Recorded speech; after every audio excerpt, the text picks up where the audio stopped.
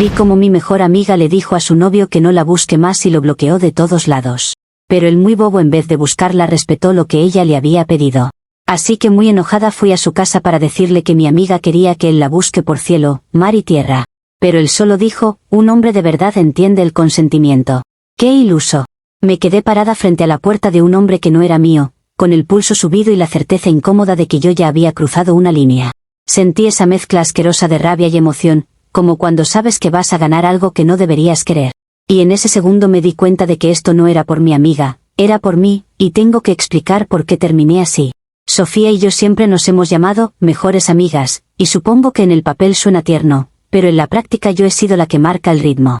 Desde el colegio, ella era la que seguía tendencias y yo era la que decidía que valía la pena, qué tipo de chico era, material, y cuál era pura pérdida de tiempo.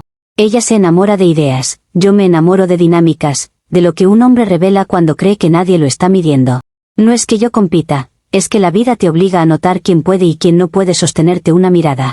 Y Sofía, por más que la quiera, siempre ha sido de las que se conforman con lo primero que no la lastime demasiado. A Marcos lo conocí por ella, claro, porque Sofía tiene esa habilidad de presentar a alguien como si fuera un hallazgo histórico cuando en realidad es un tipo que solo cumple mínimos. Lo vi en un almuerzo, en esos encuentros donde todo el mundo se ríe con risa social y finge que no está evaluando a nadie, y me pareció correcto, amable, incluso un poco aburrido. Tenía ese aire de hombre que paga a tiempo, responde mensajes, y cree que eso ya lo hace especial, como si la decencia fuera un talento. Sofía se deshacía por él y yo solo asentía, porque si a ella le servía un hombre estándar, perfecto, yo no iba a quitarle su premio de participación. Además, al principio Marcos era tan neutral que ni siquiera daba material para criticarlo con gusto. Con el tiempo empecé a notar detalles que a Sofía se le escapaban por completo, porque ella mira con ojos de novia y yo miro con ojos de lupa. Marcos no era de los que se derriten por un drama, y eso ya lo ponía en una categoría distinta. Cuando Sofía hacía esas escenas pequeñas de «ay, no me valoras», por cualquier tontería, él no se arrodillaba ni corría detrás como perro entrenado, él preguntaba qué quería exactamente, y si no había respuesta, seguía con su día. Eso debería haberle parecido sexy a ella, pero Sofía necesita sentir que tiene control, aunque sea un control inventado. A mí, en cambio, me empezó a picar la curiosidad, porque un hombre que no reacciona como todos te obliga a ajustar el juego. Sofía siempre ha vivido el amor como si fuera un concurso de atención, y yo la he visto probar estrategias que aprendió viendo parejas ajenas, como si copiar gestos fuera lo mismo que tener una relación. Cuando está bien, se vuelve dulce y teatral, cuando siente que pierde terreno, se vuelve impulsiva y cruel con el botón de bloquear. Me contaba sus peleas con esa voz de víctima sofisticada, como si el mundo conspirara para que nadie la adore correctamente.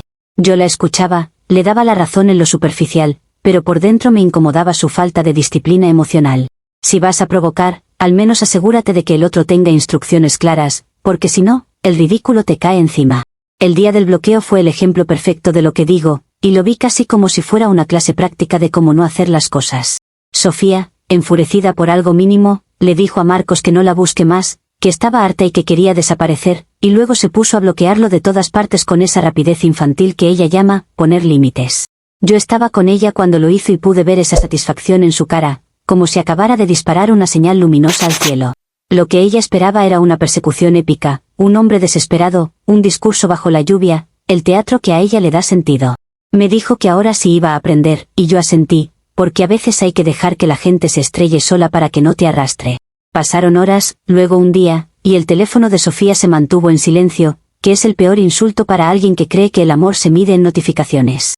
Ella empezó a ponerse nerviosa, a revisar por reflejo aplicaciones que ya no le iban a mostrar nada, a caminar como si la casa le quedara chica. Lo más triste es que intentaba mantener una postura digna, pero se le notaba la desesperación en cómo mordía las palabras. Yo la observaba y sentía una vergüenza ajena que me daba ganas de sacudirla, porque no soporto ver a alguien pretendiendo que es poderosa mientras se deshace. Fue ahí cuando entendí que si ella no lo arreglaba, iba a terminar humillada, y a mí me molesta que mi entorno pierda. Así que decidí hacer lo que siempre hago, intervenir para que el tablero vuelva a tener sentido. No por buena, sino porque me fastidia que la gente juegue mal y luego se queje del resultado. Me dije que iba a hablar con Marcos como adulta, explicarle con calma que esas frases definitivas de Sofía no son definitivas, que hay un idioma emocional que él claramente no estaba leyendo. Iba a ser un favor, una mediación, un acto de generosidad estratégica, porque cuando tu amiga se pone torpe, tú evitas que la historia se te ensucie. Además, lo admito, también quería ver su cara cuando entendiera lo que, se supone, que debía hacer, porque me parecía casi ofensivo que él no estuviera sufriendo.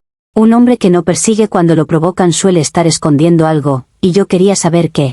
Fui a su casa con esa seguridad que tengo cuando voy a corregir una situación ajena, como si el mundo me debiera escuchar por derecho.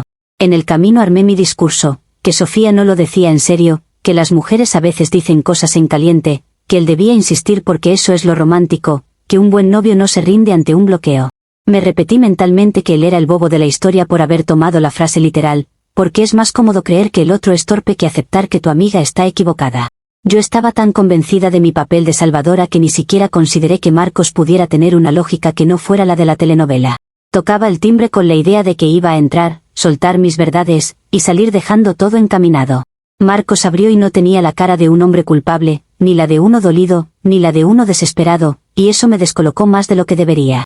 Me saludó con educación y me miró como si yo fuera una visita inesperada, no como un personaje importante en su drama. Yo entré igual, porque cuando yo decido algo, la incomodidad de los demás es un detalle, y empecé a hablar con ese tono de «estoy aquí para ayudarte», que funciona con la mayoría. Le dije que Sofía era intensa, pero que lo quería, que él debía buscarla, que no podía simplemente aceptar un bloqueo como si fuera un trámite. Marcos me escuchó sin interrumpirme, con una calma casi irritante, y cuando terminé, soltó esa frase de «un hombre de verdad entiende el consentimiento», como si me estuviera dando una lección básica, y lo dijo con una firmeza que no tenía nada de teatral. Ahí fue donde me pasó lo que no quería que me pasara, porque yo fui a ganar una discusión y terminé recibiendo una impresión. No fue solo la frase, fue la manera en que no tembló, no pidió permiso para su propia postura, no buscó agradarme, no intentó convencerme de que era bueno. Me miró como alguien que ya había pensado el tema y no iba a moverlo por presión social, y esa clase de claridad suele estar reservada para hombres que han aprendido a decir «no» sin culpa. Sentí esa descarga ridícula en el pecho, como un reflejo, y me odié por sentirla en el lugar equivocado. De golpe, Marcos dejó de ser el novio estándar de Sofía y se convirtió en algo que yo quería medir, desafiar, comprobar. No porque me gustara como persona todavía, sino porque me provocó esa necesidad de demostrar que ninguna postura es tan sólida cuando la empujas bien. Intenté recomponerme, porque yo no soy de las que se quedan sin palabras, pero me costó más de lo normal. Le respondí con algo sobre cómo las relaciones también tienen matices, sobre cómo la gente dice cosas por emoción, sobre cómo hay que interpretar el contexto, pero lo hice más para escucharme que para convencerlo. Marcos no se volvió agresivo ni se rió de mí, y eso fue otra provocación, porque a mí me funciona pelear, me funciona que el otro pierda la compostura. En cambio, él mantuvo el mismo tono y me dijo que si alguien le pide que no la busque, él no va a convertir eso en una excusa para invadirla, y que si Sofía quiere hablar, sabe dónde encontrarlo. La escena fue tan simple que me dio rabia, porque en mi cabeza yo ya tenía preparada una historia más grande, y él la aplastó con madurez. Salí de ahí con la sensación de que me habían ganado sin levantar la voz, lo cual es una humillación elegante. En el camino de regreso empecé a darle vueltas de una forma que ya no tenía nada que ver con Sofía, y eso fue lo que me asustó de mí misma. Pensaba en su mirada, en esa seguridad sin esfuerzo, en lo fácil que fue para él sostener un límite y dejarme a mí sin control del guión. Yo me decía que lo que me molestaba era su condescendencia, que yo solo quería que entendiera el idioma femenino, pero en realidad lo que me movía era otra cosa, el instinto de competencia que se me activa cuando alguien no se deja manejar. Me imaginé cómo sería verlo reaccionar de verdad, no con drama barato, sino con esa misma firmeza convertida en deseo, y me dio una mezcla de orgullo y necesidad. Y esa combinación es peligrosa, porque cuando yo quiero algo, empiezo a justificarlo como si fuera inevitable. Cuando volví con Sofía, ella estaba lloriqueando con el teléfono en la mano como si el silencio fuera una agresión física. Me preguntó si yo creía que él la extrañaba, si yo creía que estaba sufriendo, si yo creía que había alguien más, y yo sentí una impaciencia fría porque su energía era la de alguien que quiere ganar sin jugar. Le dije que Marcos estaba procesando y que era cuestión de tiempo, porque no iba a regalarle a Sofía la verdad de que él estaba perfectamente tranquilo. En mi cabeza ya estaba armándose otra narrativa, que yo iba a ayudarla a recuperar su relación, pero que el proceso iba a pasar por mí, por mi presencia, por mi intervención constante. Me di permiso interno para ser puente, porque un puente siempre está en el centro, y el centro es donde yo me siento cómoda. Y ahí empezó el cambio real, dejé de pensar en Sofía como amiga y empecé a verla como alguien que tenía algo que no estaba sabiendo sostener. Esa noche me quedé mirando el techo y entendí que el problema no era que Sofía hubiera bloqueado a Marcos, sino que lo había hecho sin poder sostener las consecuencias. Yo no puedo respetar ese tipo de torpeza, porque me parece un desperdicio, y los desperdicios me irritan. Si ella quería un hombre que supiera poner límites, tenía que estar preparada para enfrentarlos, no para llorar cuando el límite le devuelve su propia frase. Me repetí que, si yo estaba cerca, podría encauzar las cosas, porque yo sí sé cómo lidiar con hombres que no se derriten fácil. Y también me repetí algo que suena muy lógico cuando lo piensas con el ego: si Sofía no sabe activar a este hombre con sus juegos infantiles, quizá necesitaba a una mujer de verdad para enseñarle cómo se le habla a alguien como él. No era mi culpa tener mejor pulso para estas cosas, no era mi culpa ver oportunidades donde otros solo ven tragedias. Al día siguiente, la imagen de Marco seguía ahí, y la sensación de reto me crecía como si fuera hambre, lo cual me dio asco y emoción al mismo tiempo. Yo no estaba robando nada todavía, me decía, yo solo estaba observando, explorando, entendiendo el terreno, porque conocer el terreno no es pecado. Pero en el fondo ya estaba clara la dirección, mi indignación original se había transformado en curiosidad competitiva, esa que me vuelve insistente y metódica. Iba a seguir ayudando a Sofía, claro, porque eso me daba la coartada perfecta para acercarme, para medirlo, para probar los límites de su famosa integridad.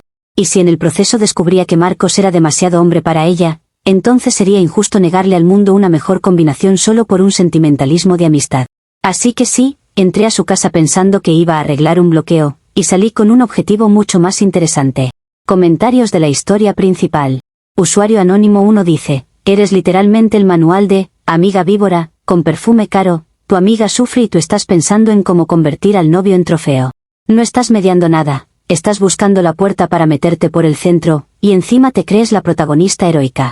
Respuesta de la OP: qué dramáticos son cuando una mujer tiene criterio y no se queda mirando como otra se autodestruye por caprichosa. Si Sofía no sabe manejar lo que pide, alguien tiene que poner orden, y si a ustedes les arde que yo vea lo obvio, es problema de su autoestima. Además, no entiendo por qué romantizan que un hombre se vuelva acosador solo para que una niña se sienta deseada. Usuario Anónimo 2 dice: te obsesionaste porque el tipo no te obedeció, punto, y ahora lo quieres probar, como si fuera un juguete.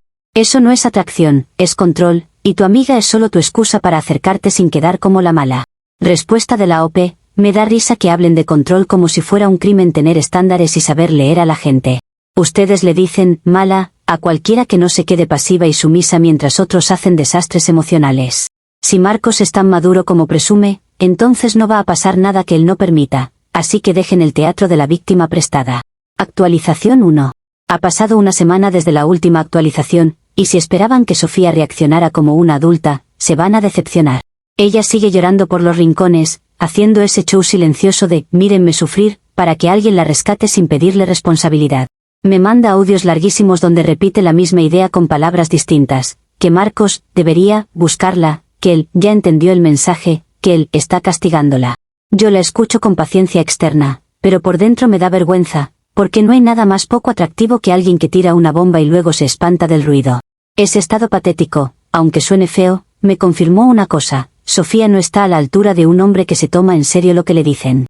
El primer día después de mi visita, yo me dije que no iba a volver a meterme, que ya había hecho mi parte, que si Marcos no corría detrás era tema de ellos. Pero esa promesa me duró lo que dura una excusa cuando sabes que puedes convertirla en permiso. Me escribí a mí misma una narrativa impecable, que necesitaba cerrar el malentendido, que sería irresponsable dejar a Sofía hundirse en su propio drama, que alguien tenía que facilitar un canal de comunicación. La verdad es que yo quería comprobar algo, quería volver a verlo con esa calma, quería ver si su postura resistía a una presencia distinta. Y, sobre todo, quería sentir otra vez esa incomodidad que me produjo, porque hay incomodidades que te hacen crecer y otras que te hacen obsesionarte. Así que volví a su departamento con una excusa elegante y un plan más claro, y eso es lo que la gente no entiende de mí.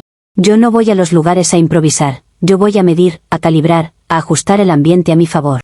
Toqué el timbre como si fuera lo más natural del mundo, como si yo tuviera derecho a estar ahí por ser parte del contexto de Sofía. Marcos abrió y me miró igual que la primera vez, con esa neutralidad que no te regala nada, y esa falta de cortesía emocional me pareció casi un desafío personal.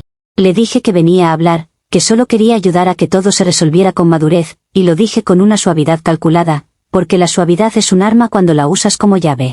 Él me dejó pasar, y yo tomé nota mental de que no le incomodaba mi presencia tanto como debería. No voy a fingir que fui con pureza, porque yo no hago cosas puras, yo hago cosas eficaces. Empecé a hablarle de Sofía con ese tono de comprensión, como si yo fuera terapeuta y él un paciente, y eso suele desarmar a los hombres porque los hace sentir escuchados. Le dije que ella se estaba arrepintiendo, que estaba sensible, que había actuado desde el impulso, y lo dije como si fuera una verdad objetiva, cuando en realidad era mi interpretación conveniente.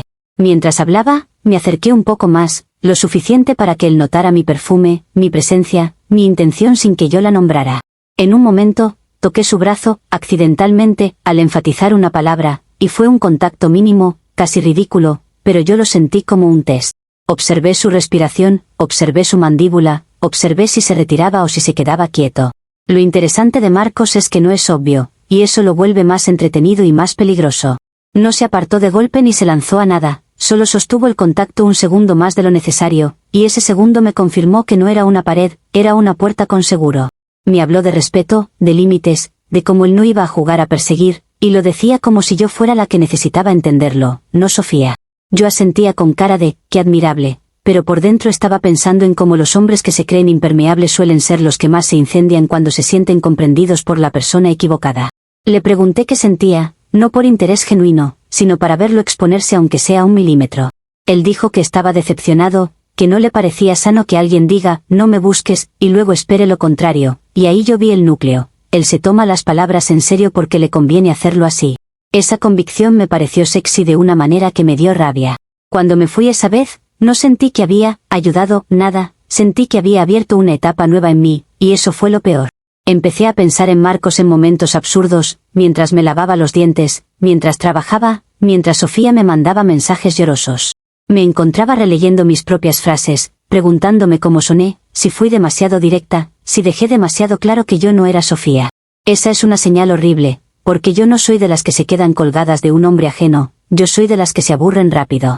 Y sin embargo, ahí estaba, con el pensamiento pegado como si él fuera un problema por resolver. Me decía que era curiosidad intelectual, que era interés por el caso, pero mi cuerpo no se engaña tan fácil. El segundo encuentro fue casi inevitable, porque una vez que te das una excusa, el resto se vuelve logística. Sofía me pidió que, por favor, le averiguara si Marcos hablaba de ella, y yo le prometí hacerlo con una seguridad que la tranquilizó, porque a la gente le gusta creer que alguien más puede manejar su caos. Volví al departamento de Marcos con una bolsa de panadería, como si yo fuera una visita casual, y usé el recurso más efectivo del mundo, aparentar normalidad. Le dije que solo pasaba a dejarle algo porque las discusiones no deberían impedir que uno coma, y lo dije con una sonrisa que no era inocente. Marcos me miró como si supiera que yo estaba decorando la situación, pero no me cerró la puerta, y esa decisión mínima me dio un placer desproporcionado. Entré y me acomodé como si conociera el lugar, porque la familiaridad es una forma de conquista silenciosa. En esa visita, decidí intensificar mi arsenal de seducción con la misma metodología con la que otras personas estudian para un examen. Bajé el volumen de mi voz, hice pausas, lo miré más de lo socialmente necesario, y dejé que el silencio trabajara por mí. Le hablé de Sofía lo suficiente para sostener el disfraz, pero empecé a incluir pequeños comentarios sobre mí, detalles de mi vida, como si yo fuera la versión que él no había considerado.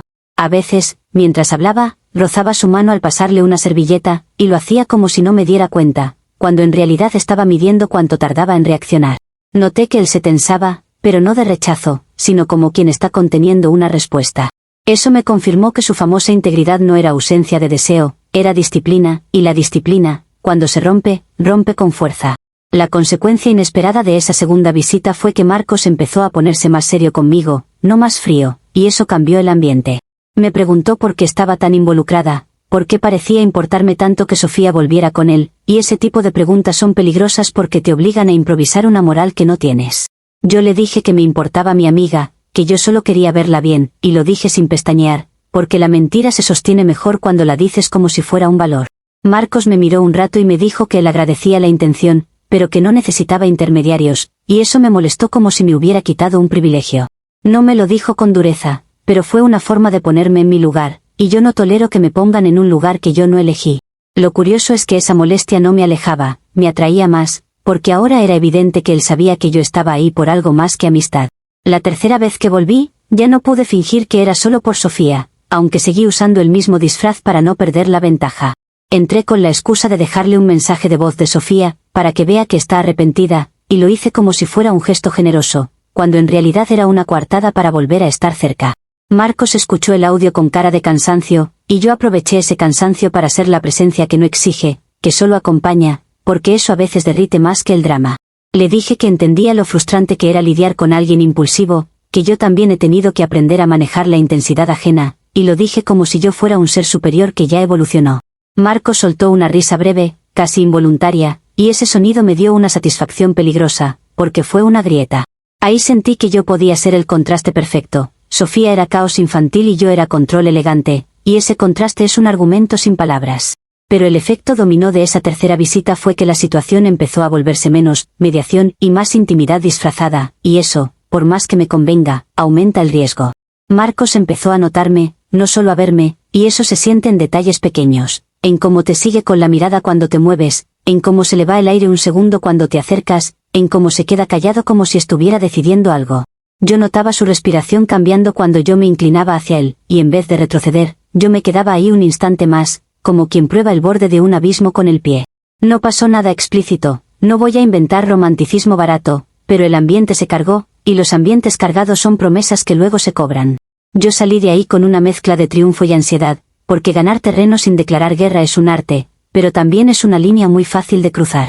Mientras todo esto pasaba, Sofía seguía creyendo que yo estaba abogando por ella, y eso era lo más irónico y, sinceramente, lo más útil. Me escribía agradecida, me decía que yo era la única que la entendía, me mandaba corazones y lloros, y yo le respondía con frases tranquilizadoras porque necesitaba mantenerla quieta. En mi cabeza, la competencia ya no era contra Sofía como persona, era contra su lugar, contra esa posición de novia que ella ocupaba sin sostenerla, y yo quería demostrar que yo sí podría sostenerla si me la dieran. Empecé a compararme de forma automática, a enumerar mentalmente mis ventajas, mi disciplina, mi presencia, mi capacidad de no derrumbarme por un bloqueo. Y ahí fue cuando me di cuenta de lo más absurdo. El plan se estaba torciendo peligrosamente porque ahora era yo la que no podía dejar de pensar en él. Sofía lloraba por un hombre que yo estaba empezando a desear como reto, y esa combinación es una receta para una traición que todavía no se ha cometido, pero que ya se está preparando. La consecuencia inmediata de esta semana es que Marcos empezó a marcar distancia con un tipo de cortesía que corta igual, y eso me dejó con una sensación de pérdida que no debería tener. Me dijo, al final de la tercera visita, que apreciaba que yo quisiera ayudar, pero que prefería que yo no volviera tan seguido, porque la situación estaba tomando un tono raro. No dijo, tú, no dijo, yo, no dijo, atracción, pero lo insinuó con esa prudencia de hombre que se cree correcto, y a mí me molestó que él intentara cerrar la puerta justo cuando yo estaba encontrando la llave. Yo sonreí, dije que entendía, y me fui como si nada, pero por dentro me ardía la idea de que él se permitiera decidir el ritmo. Y el nuevo problema, el que me dejó con el estómago apretado, es que Sofía me pidió que la acompañe a hablar con él en persona para arreglarlo todo, porque dice que ya no aguanta más, lo cual significa que mi juego de proximidad está a punto de ser observado de cerca. Comentarios de la actualización 1. Usuario anónimo 1 dice, eres un depredador con etiqueta de amiga preocupada, te estás metiendo en la casa del novio de tu amiga como si fuera tu escenario. Lo de tocarle el brazo y medirle la respiración es de persona enferma, no de mediadora. Respuesta de la OP. Qué palabra tan exagerada para describir a alguien que sabe leer el ambiente y actuar con inteligencia. Si ustedes creen que el mundo funciona con pureza infantil, les falta calle emocional. Además, Marcos es adulto, no un objeto indefenso, y si él abre la puerta, es porque también decide algo. Usuario anónimo 2 dice, lo más repugnante es que te alimentas del llanto de tu amiga y lo llamas confirmación.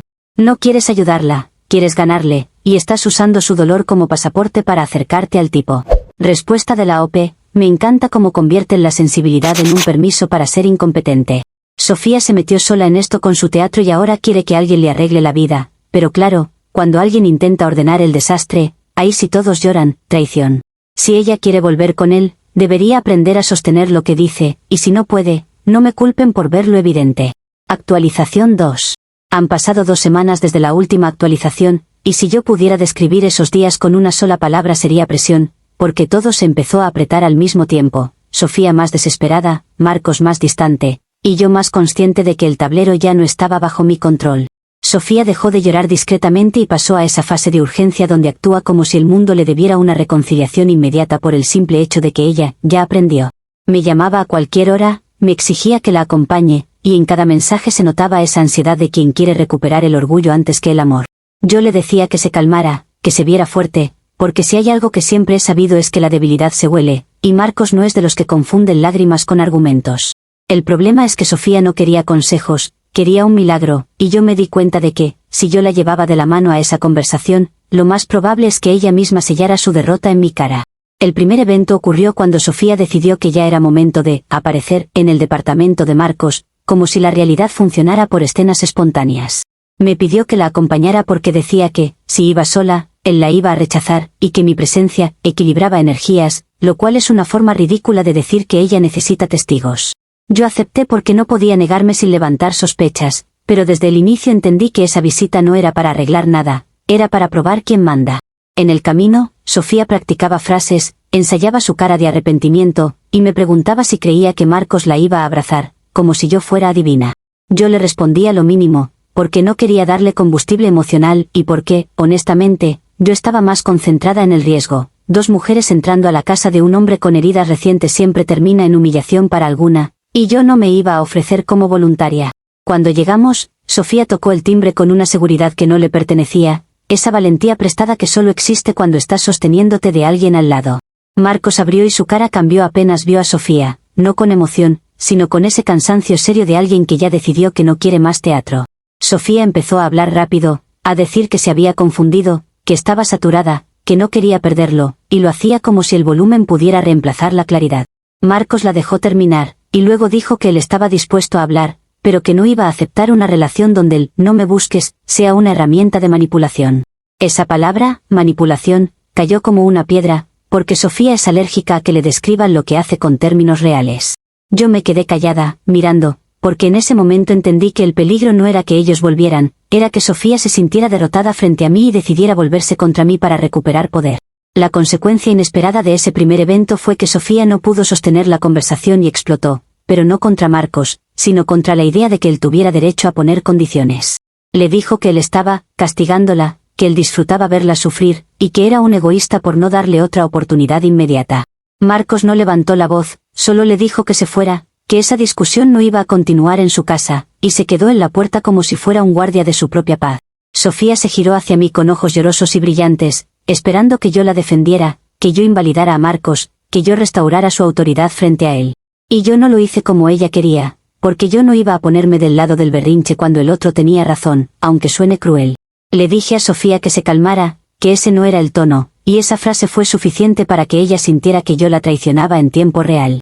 Salimos del edificio y ahí empezó la segunda parte del dominó, porque Sofía decidió que, si no podía ganar a Marcos, al menos podía recuperar control conmigo. Me acusó de no haber mediado bien, de haber enfriado a Marcos con mis visitas, de haber hablado demasiado con él, y lo dijo con esa mezcla de paranoia y vergüenza que se vuelve agresión. Me preguntó cuántas veces había ido, qué le había dicho exactamente, y por qué Marcos parecía más cómodo conmigo que con ella, y esas preguntas no eran de amiga, eran de rival. Yo intenté mantener el tono neutral, porque cuando una mujer se siente inferior, cualquier detalle se convierte en prueba de conspiración. Le dije que estaba imaginando cosas, que yo solo había intentado que él no la odiara, y ella no me creyó, porque Sofía ya no estaba buscando verdad, estaba buscando culpable. Y el culpable perfecto soy yo, porque yo tengo presencia, yo tengo control, y eso siempre se interpreta como intención. Esa noche, en vez de calmarse, Sofía pasó al nivel siguiente, me escribió mensajes largos donde me decía que yo siempre había querido lo que era de ella, que yo competía con todas, que yo nunca soportaba que alguien me gane. Fue casi gracioso, porque por primera vez en su vida estaba viendo claro, pero lo veía tarde y desde el lugar equivocado, como una detective emocional que llega a la escena cuando ya hay humo. Yo no le respondí de inmediato, porque sabía que cualquier cosa que yo diga se iba a usar como evidencia, y yo no le iba a dar frases para que las recorte a su favor. El problema es que, mientras ella se desahogaba conmigo, yo sentía algo que me irritaba aún más, una necesidad de demostrar que ella estaba exagerando, que su paranoia era ridícula, y que yo podía entrar y salir de la vida de Marco sin que ella pudiera hacer nada. Y esa necesidad no nace del amor, nace de la competencia, y eso fue lo que me empujó al acto más impulsivo que he hecho en mucho tiempo. El segundo evento empezó con una decisión que yo racionalicé como prueba, porque yo siempre convierto mis impulsos en experimentos para no sentirme culpable. Fui a ver a Marcos con una botella de vino y una historia cuidadosamente plantada. Le dije que Sofía estaba saliendo con otro, que yo no quería meterme, pero que él merecía saberlo para que no se quedara esperando algo que ella ya estaba reemplazando. En mi cabeza sonaba casi noble, como una advertencia entre adultos, pero la intención real era empujarlo al límite y ver qué lado suyo salía, el correcto o el herido. Quería verlo reaccionar, quería ver si por fin dejaba caer esa calma impecable, quería comprobar si yo podía ser el detonante que Sofía no supo ser. Marcos me dejó entrar, me ofreció agua, y esa cortesía me dio aún más ganas de desordenarlo, porque hay algo ofensivo en que alguien sea estable frente a tu caos. La conversación se volvió intensa porque Marcos no se quebró como yo esperaba, pero sí cambió algo en su cara, como si hubiera un músculo que se tensó por dentro. Me preguntó si yo estaba segura, me pidió detalles, y yo improvisé lo justo, sin inventar un personaje nuevo, solo insinuando que Sofía ya había seguido adelante. Él se quedó callado un rato, con el vaso en la mano, y luego me dijo que le parecía triste, pero que igual él no iba a perseguir a alguien que lo bloquea. Yo sentí una frustración feroz, como si la puerta se volviera a cerrar, y ahí fue cuando empecé a usar otra táctica, no la provocación, sino la cercanía. Le dije que me daba rabia que Sofía no supiera valorar a un hombre como él, que yo había visto su esfuerzo desde afuera, y lo dije mirándolo directo, sin el disfraz de mediadora.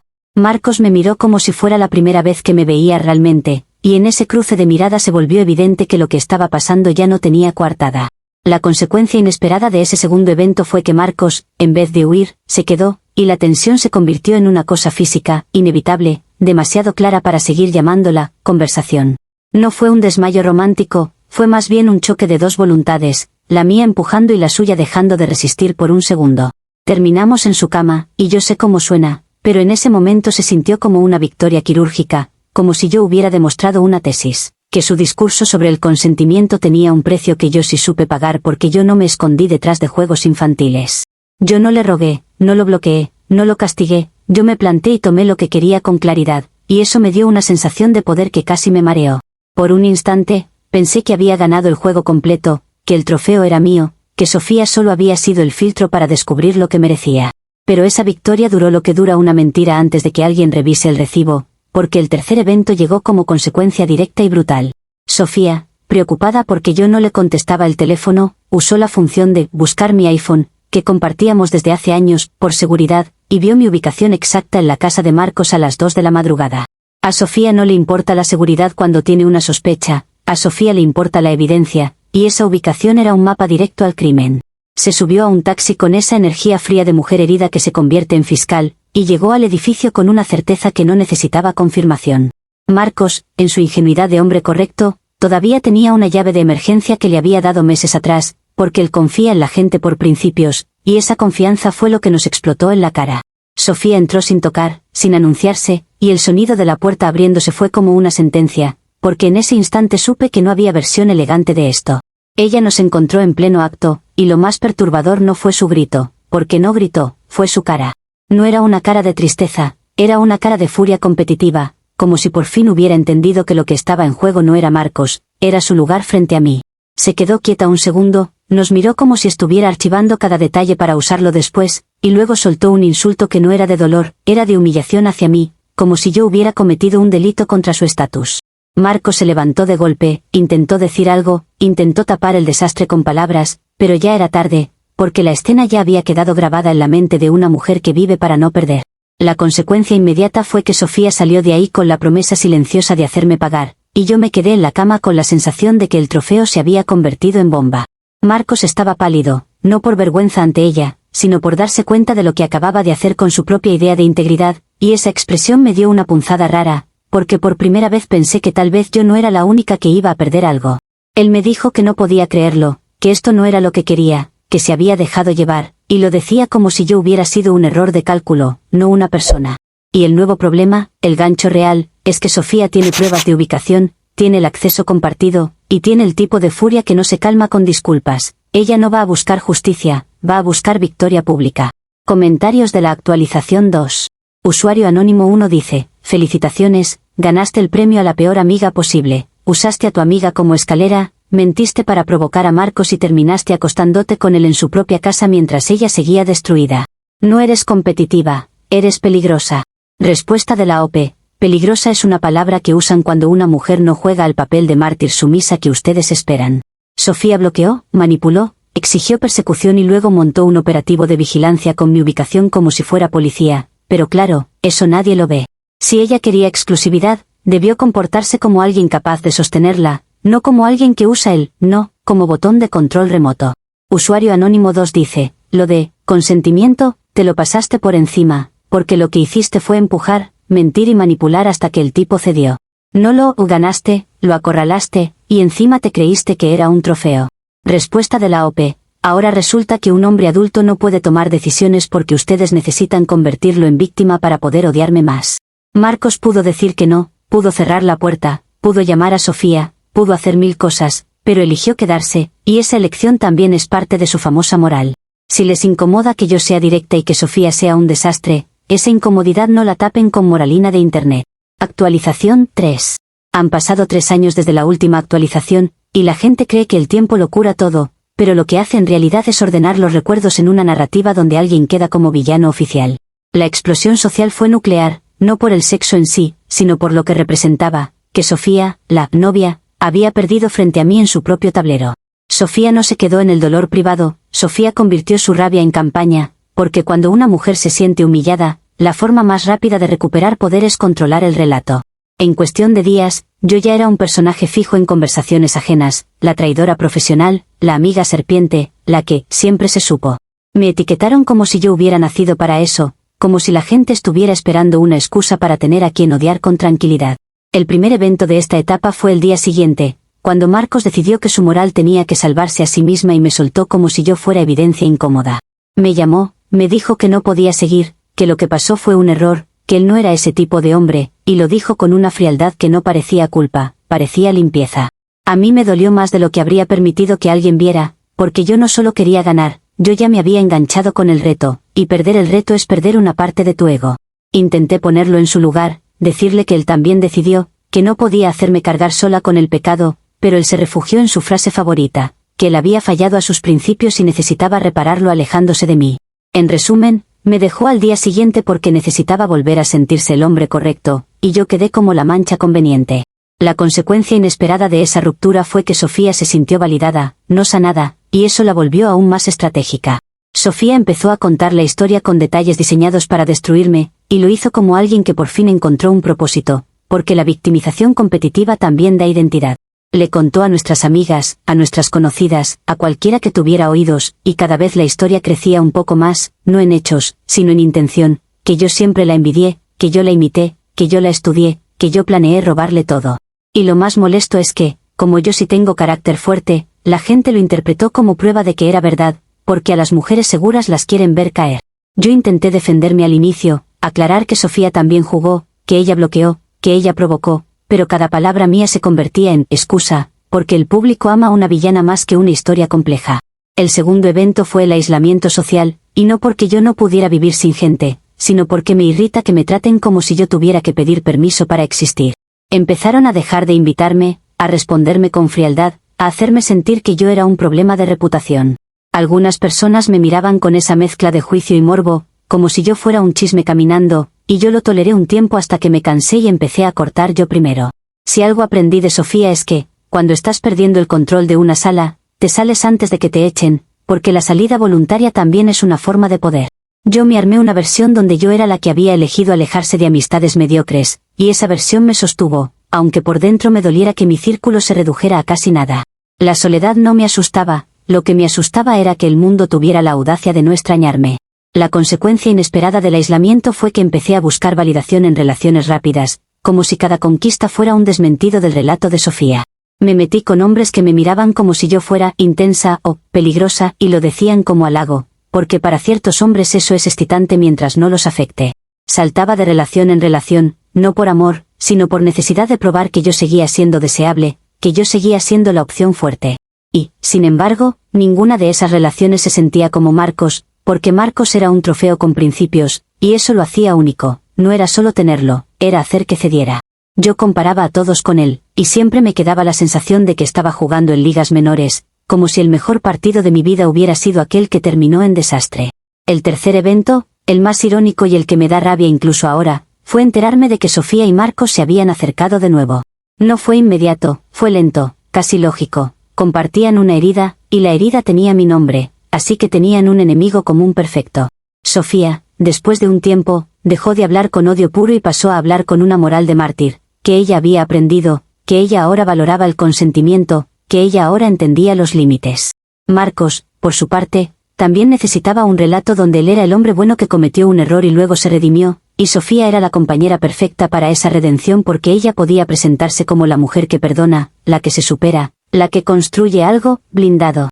La consecuencia inesperada fue que mi traición, en vez de separarlos para siempre, terminó siendo el pegamento que los hizo sentirse parte del mismo bando. Un año después de aquel desastre, volvieron oficialmente, y yo me enteré por terceros, como se entera uno de las cosas que le importan cuando el mundo decidió sacarte del círculo. Me dijeron que estaban trabajando en ellos, que estaban yendo a terapia, que estaban haciendo las cosas bien, y yo tuve que tragarme la reacción porque nadie te permite enojarte cuando ya te pusieron la etiqueta de villana. Lo más cruel fue ver cómo esa relación, que antes era un juego de persecución infantil, se convirtió en una narrativa de superación donde ellos eran protagonistas de un amor maduro. Yo los había empujado al abismo, sí, pero ellos lo usaron como escalera hacia una versión mejor de sí mismos, y eso me dejó con una rabia fría. Porque el mundo premió a Sofía por perdonar y a Marcos por respetar límites, y a mí me dejó como la advertencia moral. Con el tiempo, Sofía dejó de mencionar mi nombre en público, no porque me perdonara, sino porque ya no me necesitaba como motor. El odio se vuelve innecesario cuando ya ganaste.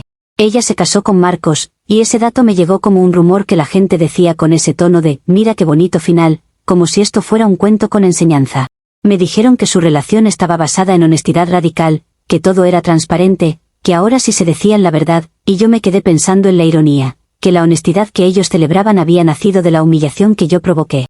Marcos, el hombre de principios, terminó con la mujer que lo bloqueó para manipularlo, pero ahora lo cuentan como si fuera evolución, como si él hubiera convertido el caos en orden. Y Sofía, la que necesitaba ser perseguida, terminó con un hombre que la obligó a aprender a pedir las cosas sin jueguitos, y lo presentan como romance adulto. La consecuencia inmediata para mí fue que me quedé sin trofeo, sin amiga, y con una reputación que me seguía como sombra. Durante un tiempo pensé que podía recuperar algo, que podía hablar con Marcos, que podía lograr al menos una conversación donde él admitiera que conmigo sintió algo real, porque yo necesitaba esa validación como cierre. Pero Marcos nunca me dio ese cierre, porque dármelo sería admitir que yo no fui solo un error, y él no iba a regalarme ese poder. Aprendí, de mala gana, que hay hombres que prefieren mentirse a sí mismos antes que reconocer que alguien como yo los movió.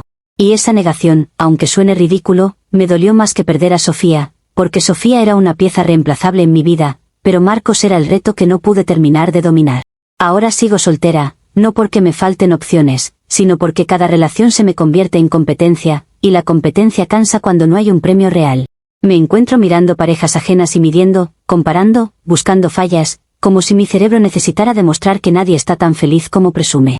A veces me digo que ellos ganaron la guerra juntos y yo me quedé sola con una victoria de una noche, y me odio por pensar eso, porque suena como confesión de derrota. Pero no lo es una observación fría. El único momento en que gané, de verdad, lo pagué con todo lo demás. Ellos cerraron filas, hicieron familia, se contaron como historia de superación, y yo quedé como el capítulo oscuro que se menciona solo para reforzar su moral. Y la última ironía es que, si algún día se pelean, si algún día se quiebra ese matrimonio perfecto, estoy segura de que Sofía volverá a buscar culpables afuera antes que mirarse a sí misma, porque algunas personas cambian de discurso, pero no de esencia. Comentarios de la actualización 3. Usuario Anónimo 1 dice, 3 años después y sigues hablando como si te hubieran robado algo. Nadie te robó nada, tú elegiste ser la traidora, elegiste mentir, elegiste competir con tu amiga, y lo único que ganaste fue convertirte en la advertencia que todos usan para decir, no seas como ella, punto. Respuesta de la OP. Qué conveniente que todo se reduzca, elegiste, cuando Sofía también eligió manipular con bloqueos, vigilarme con ubicación y entrar a una casa ajena como si tuviera derechos eternos. Pero claro, a ella la premian porque supo llorar bonito y luego casarse con el relato correcto. Si el mundo necesita una villana para sentirse moral, me escogieron a mí porque era la opción más fácil, no porque yo fuera la única que actuó mal. Usuario Anónimo 2 dice, lo peor es que no aprendiste nada, solo te duele no haber sido la protagonista. Marcos te dejó porque te vio tal cual eres, y Sofía te superó porque entendió que tu juego era hambre de control. No perdiste por mala suerte, perdiste por ser tú. Respuesta de la OP, me fascina cómo se sienten psicólogos con 2 párrafos y una historia, como si la vida fuera un examen con respuestas correctas. Marcos me dejó para salvar su imagen, no por una revelación espiritual, y Sofía no me superó, me usó como escalón para venderse como mujer madura. Si mi error fue mostrar demasiado claro cómo funciona la competencia en las relaciones, entonces su tranquilidad actual es una burbuja, y las burbujas siempre revientan cuando menos lo esperas.